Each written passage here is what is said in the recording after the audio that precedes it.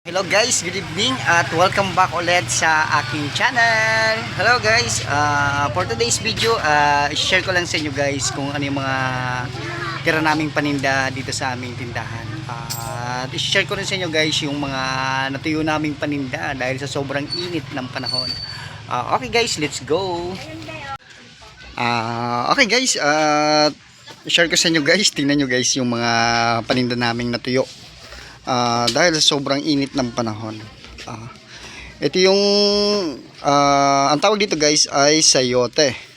Ito yung mga natuyo. Tingnan mo guys, hindi na siya pwedeng ulamin. Kaya ang gagawin namin dito ay itatapon na lang namin to. Pero meron naman dito na kumukuha ng mga gantong lanta na pwede pa nilang ulamin.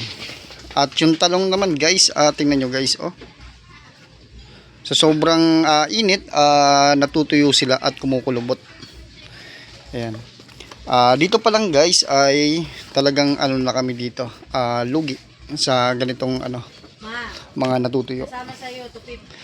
Marami yan guys, kasi ang binili ko nito nung nakaraan na talong ay 15 kilos. Tapos yung gantong sayote 22 kilos.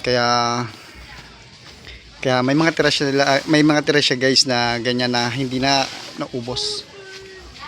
At ito naman guys yung tinda namin ngayong araw. Time check tayo guys, mag-aalas 7 na po ng gabi. At malapit na rin kaming magligpit. At share ko lang sa inyo guys kung ano yung mga tira naming paninda ngayong araw. Okay, ikot ko lang kayo guys sa aming tindahan. Unahin natin guys dito sa isda. Ayan. Mayroon pa kami ditong tirang tilapia. Medyo marami-rami pa. 1, 2, 3, 4, 5, 6. 6 na tilapia. Tapos mayroon pa dun sa box. Hindi na namin nilabas para hindi na umano yung mga kaliskis niya. At meron din kaming tirang 2 bangus. Ayan. Ito na lang ang tira namin na bangus. At 3 tulingan at 3 puset. At dito naman ay anong tawag dito sa isda na to? Matambaka. At doon hindi pa naawa yung huling bumili. Nagtira pa talaga ng konti guys. Hindi pa inubos. 30 pesos ang biniling ganun. At dito naman may tira pa kami ditong dila-dila kung tawagin dito sa amin. Ayan yung guys yung ini-slice. Tapos may konting baboy at isa't kalahating manok na lang. Ayan guys, ito yung harapan ng tindahan namin. Ayan. Tapos may katabi rin kami dito guys na nag-iihaw. At yung katabi namin, sarado na sila. Sa gulay naman ay tingnan nyo guys yung labanos namin. Sa sobrang init ng panahon, talagang natutuyo na siya. Hindi na to pwede at hindi na rin to bibili ng customer dahil gawa nga ng kulubot na siya guys. Dito naman yung ampalaya namin, marami to kanina pero ngayon ay 2, 4, 6, 6 na peraso na lang. Ganon din ang nangyari guys. Malambot na siya at yung iba ay malambot na. Pero bukas bibili ako ng panibaga para yung customer natin fresh yung nabibili nila. At sa sitaw naman, ito na lang na natira guys, isang bundle. Ano to kanina guys, 10 ganito ang binili ko. Pero ngayon, ito na lang yung natira.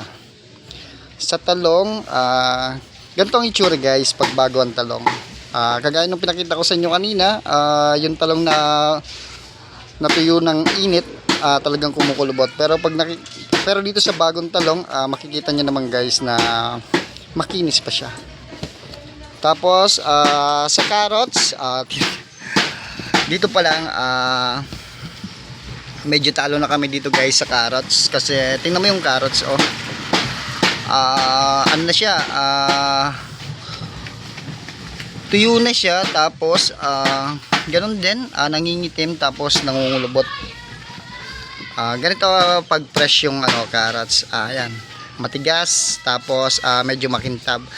Hindi kagaya nito na kulubot na Tapos malambot na siya. Okay, ito naman yung pechay bagyo namin. At ang kuha ko nito kanina ay 160 ang bundle. Tapos yung kalabasa naman ay ito na lang. Konti na lang yung kalabasa kaya dapat nang bumili. Ayan guys, oh. Sayang yung carrots. Natuyo lang. Tapos sa kamote naman, okay, ito na lang yung kamote namin. Ayan. At dito naman sa okra, ganito rin ang nangyari sa okra guys. Oh. Natutuyo talaga siya. Dahil nga sa sobrang init. Share ko lang guys kung ano yung pwede nilang mabili dito sa aming tindahan. Ayan.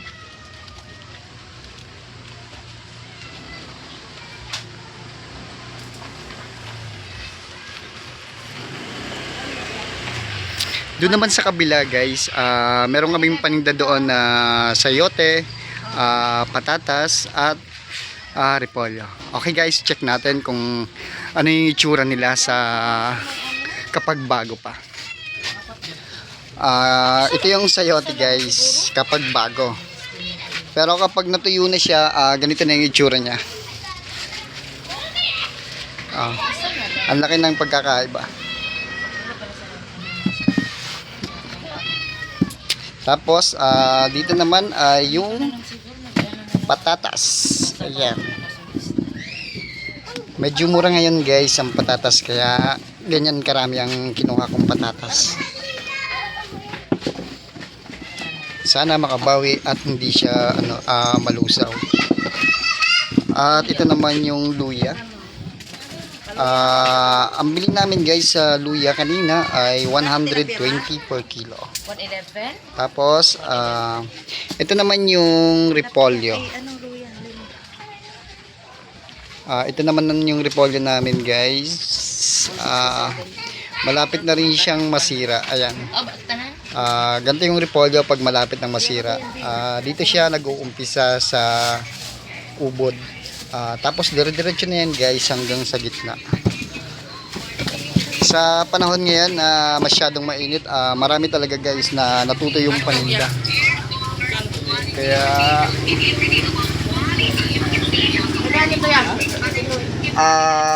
12. Ito naman guys ay sibuyas.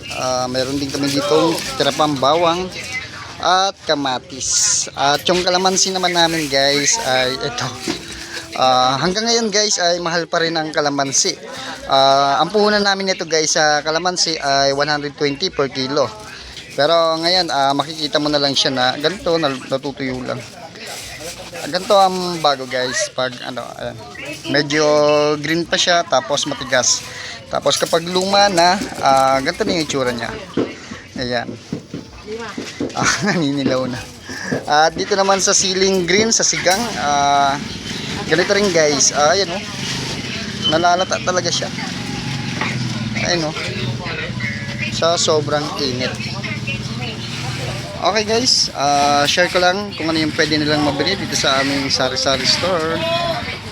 Ayan. Yun naman guys, mga saging. At yun nandun sa banda sa dulo ay yung mga tuyo. Ayan. Share ko lang guys. Ayan. Ayan. At dito naman ay yung mga dilata namin na pinamili namin nung nakaraan. Ayan. Lahat yan guys dilata. Hindi pa namin na-arrange kasi marami pang stock doon guys. Kasi baka pag pinatong namin doon bumagsak yung ginawa kong kahoy. Kaya dito lang siya. Ganito. Nasa karton lang. At ito naman yung tira kanina sa kinuha kong bagong talong. Ayan, di ba guys? Napakaganda ng talong kapag fresh pa. Kaysa dito sa luma na tapos nainitan. Siguro ang nasira namin na ganitong talong siguro mga 5 kilo. Kaya dito sa talong ay talagang talo kami.